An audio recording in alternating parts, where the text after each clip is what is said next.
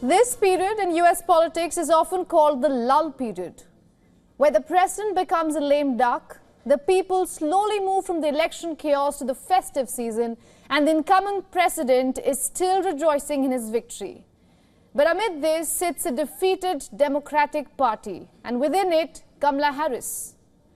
We are going to decode 5 reasons why the Democratic Party lost this election. 107. That's how many days Harris was tasked to do 3 major things. 1.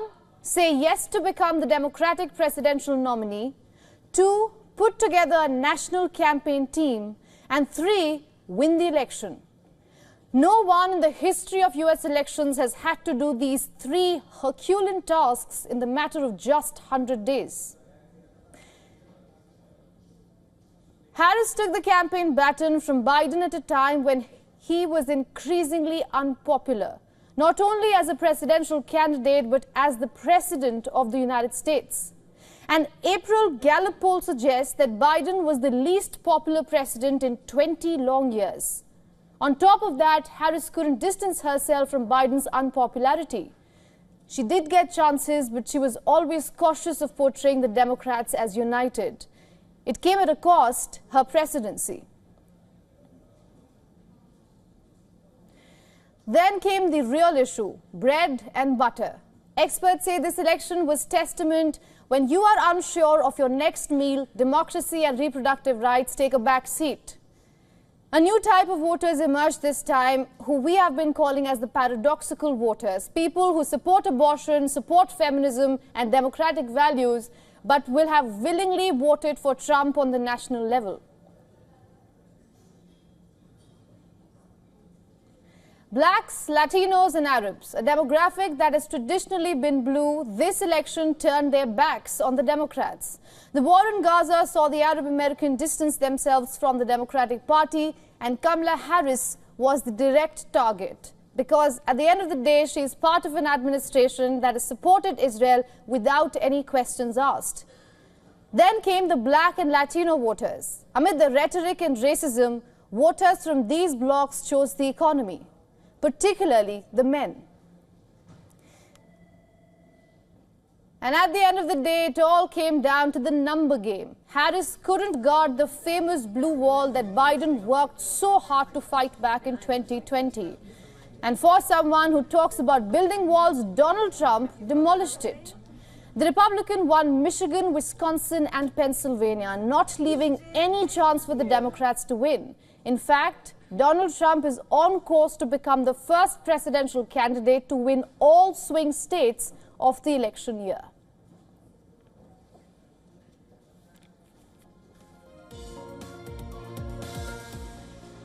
And to get us some perspective on this story, Elizabeth Loris is joining us on this broadcast from Washington, D.C. Ms. Loris is a professor at University of Mary, Washington and president of E. Loris Consulting.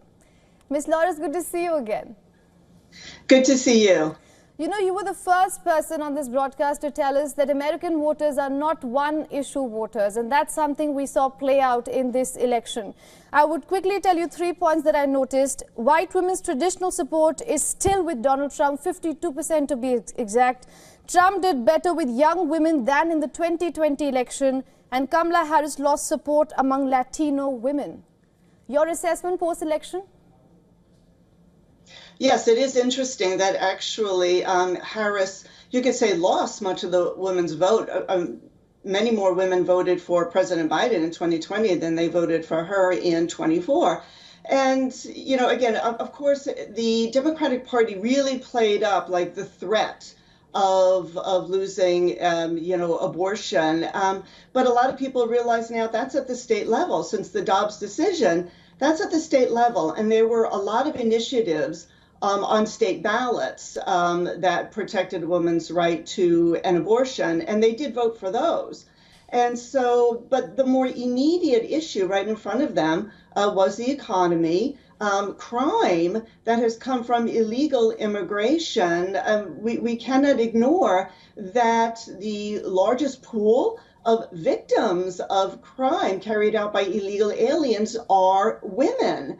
And so they voted to protect their sisters, their mothers, their daughters by voting for President Trump, whereas the Harris administration didn't seem like it was going to depart from the Biden administration that pretty much treated the U.S. southern border like an open sieve and just people were flooding through. At least that was the optics. So it was the economy, immigration, and crime were the big issues that swung them over enough to vote for President Trump. Right. I also found a poll. In fact, that's 2 years before the elections. It was an NYT poll, and it found that 26% of the Democrats wanted Joe Biden to return to the White House or rerun for the Democratic camp. That's actually 3 out of 4 Democrats who wanted a new leader. Rest is history. We know Joe Biden still ran for the Democratic ticket, and then after that, Kamala Harris was left with only 107 days to fight for a campaign. Do you agree with those experts who are saying that Democrats need to do some soul searching? Oh, yes, very much so.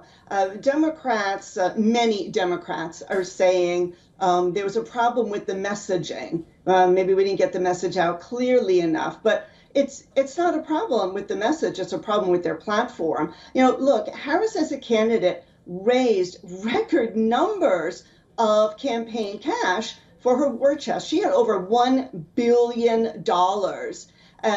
Trump didn't have that amount of money, and she raised it very quickly. I don't know if you remember that when President Biden endorsed her, when he said, I'm stepping out of the race, and he endorsed her, she made a record amount of money within 24 hours. So they had a lot of cash on hand to use. I know the time was short, but she had Hollywood moving behind her. A lot of titans in industry were behind her. And so it's not as if she was terribly handicapped. Her biggest problem really was, saying on that show, The View, that she couldn't think of anything she would do different from Biden. And yet her campaign message was change. It's time for change.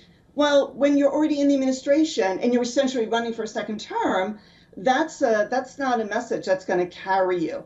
And so she was not clear on her policy. She was talking about like an equity and opportunity economy and okay, but what does that mean when I'm paying, $3 for toothpaste that I was paying $1.50 for, just 2 years ago?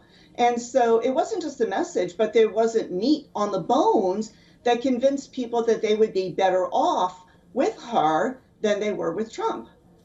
And most of the voters are agreeing to you when you say that. While I was writing the cover story tonight about the reasons why Kamala Harris lost, there was one thing that kept coming to me, and that was sexism. While I didn't find any polling or statistics to suggest that, so I have to ask you, do you think sexism played a part on the people not to choose Harris? I do not.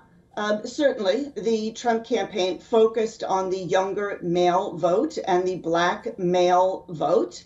White men and white women very often have voted overwhelmingly for Democrat. I think that it was the policies. People could see the direction that the country was going, and she did not have a good plan for a good way to go. A lot of people voted for Hillary Clinton back in 2016. She won the popular vote. And so I don't think that sexism is a good explanation. I think that, again, when you get down to the fundamentals of the direction of the country, people just weren't convinced that she was the right person to lead the country in this new direction, this better direction.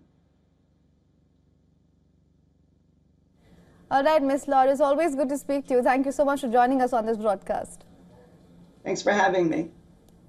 For all the latest news, download the WION app and subscribe to our YouTube channel.